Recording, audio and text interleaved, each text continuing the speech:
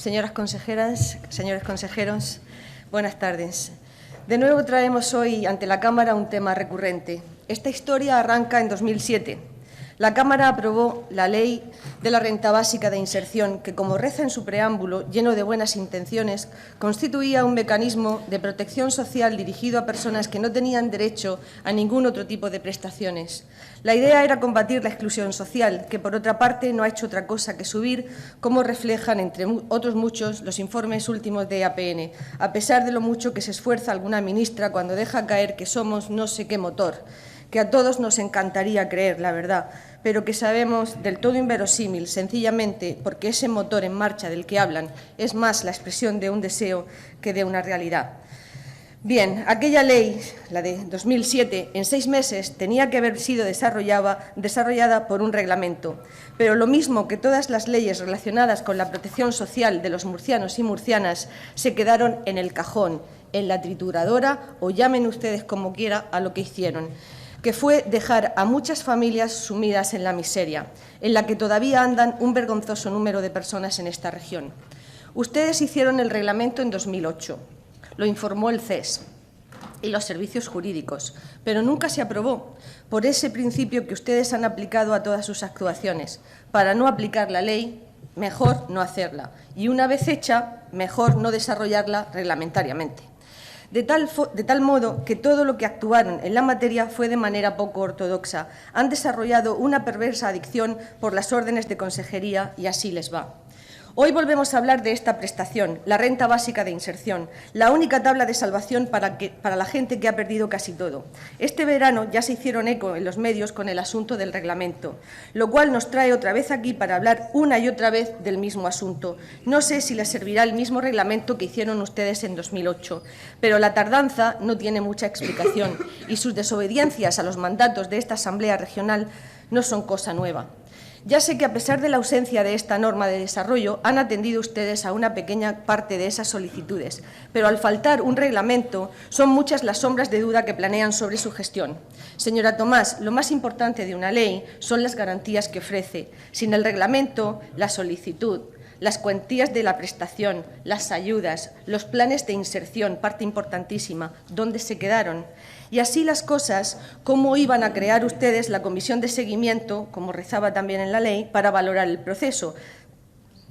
Es una larga y triste lista de incumplimientos. A pesar de sus preámbulos en las leyes y de la Cumbre de Lisboa, en la que se recomendaba que debíamos ser capaces de crecer económicamente de manera sostenible y con más y mejores empleos y con mayor cohesión social. Estas palabras han de acompañarse de políticas, si no, lo de siempre. Solo el que tiene padrino se bautiza.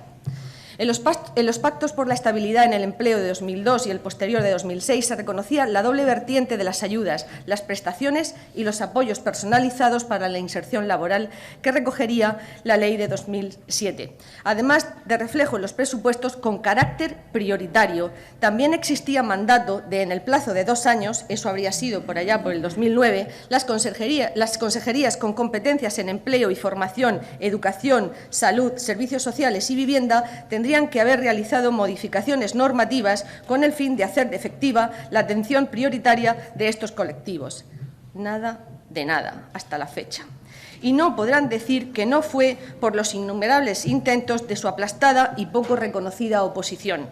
La lista de incumplimientos de los gobiernos Valcárcel es inagotable, señorías. Cuando buceo por los diarios de sesiones y averiguo sus incumplimientos, que en materia de servicios sociales son muchos, y aun entendiendo el duro azote que la crisis supuso, me resultaría más entendible y humano si ustedes entonces hubieran adoptado medidas drásticas al dispendio institucional que todos hemos vivido en esta región, que, como todo nuevo rico, se ha comportado en ausencia de los valores que toda buena educación da. Los gastos de protocolo, proyectos tan fallidos en sus inicios como lo están ahora y que tanta ruina nos han traído, coches oficiales, viajes, hoteles de superlujo, comidas, fiestas y prebendas que no se vieron recortados y mucha cultura, señorías, mucha cultura. Y si al menos se les hubiese visto la intención, ¿Qué más cristiano que eso, señora Tomás? ¿Qué más cristiano que eso?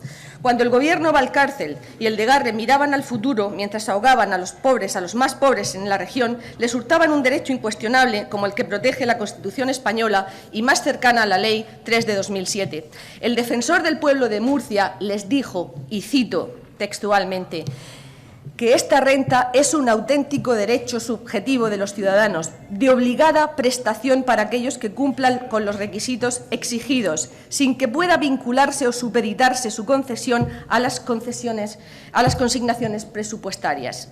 En cumplimiento del mandato establecido en la disposición final primera de la ley, esa consejería, decía el defensor del pueblo, debe elaborar y elevar al Consejo de Gobierno de la Comunidad Autónoma de la Región de Murcia el decreto de desarrollo de la Ley de Renta Básica de Inserción para su aprobación, 2008, lo que se le comunica para que en el plazo máximo de un mes nos informe si acepta los citados recordatorios, etcétera.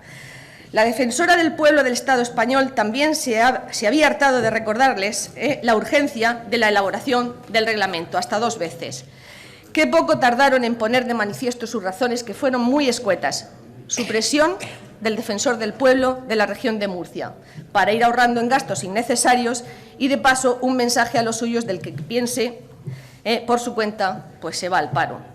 Si un ciudadano cualquiera desoyera las indicaciones de un poder público o desatendiera su deber de actuación, como lo hizo el Gobierno del Partido Popular en los últimos 2 decenios, habría dado con sus huesos en la cárcel, señora Tomás. Los estudios de APN en la región actualizados a 2014, en su último informe, revelan que hay 659.601 personas en pobreza o riesgo de exclusión social, un 44,9% de nuestra población, con un aumento inadmisible de la desigualdad.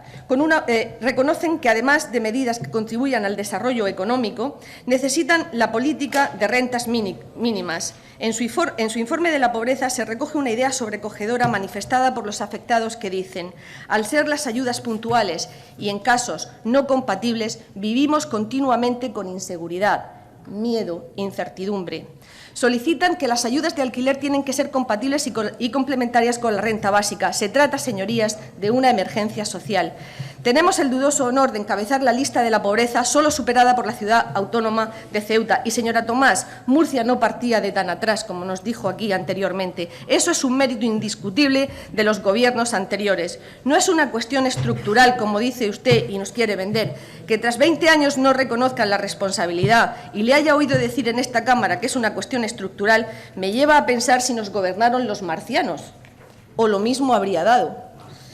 Y el señor Rajoy diciendo que se ha avanzado más en una década que en toda la historia, que es una de las regiones que más ha mejorado en 20 años. ¿Se aseguraron ustedes que hablaba de Murcia? Desde luego no sabe o no quiere saber de las cifras de pobreza que arrastramos. Se necesita valor, a no ser que sea estructural, claro, que en ese caso. Y las previsiones no son nada halagüeñas, como todos sabemos. Señora Tomás, ¿a cuántos llega la renta básica? ¿Van a aumentar? ¿Hasta cuántos? ¿Y los otros qué? ¿Y el reglamento? Lo que nos trae aquí esta tarde, ¿para cuánto? ¿Van a seguir incumpliendo la ley o lo van a traer de una vez? La tasa de pobreza absoluta es de algo más de 125.000 personas que tienen que sobrevivir con ingresos inferiores a 332 euros mensuales, como para presumir que estamos. Imagino el cansancio que les puede originar el hecho de que una y otra vez les pongamos frente al espejo para que indaguen acerca de su nueva identidad, señores del Partido Popular. Nuestra desconfianza es tan lógica como su hartazgo. Y la carga de la prueba está en su tejado. Demuestren que no es un disfraz lo que llevan en la cara, con la atención a las demandas de renta básica, controlen la inserción real de la gente desesperada y ayuden a todos estos murcianos y murcianas con una mano tendida y sincera. Dejen los gastos superfluos e inviertan en la gente. Es la mejor apuesta para el futuro. Pretender dar una caña inexistente en vez de un pez al que ya está excluido es una broma macabra e incendiaria. No podemos dejar en la cuneta a tantas miles de familias en nuestra región, señora consejera. Necesitamos ese reglamento de una vez.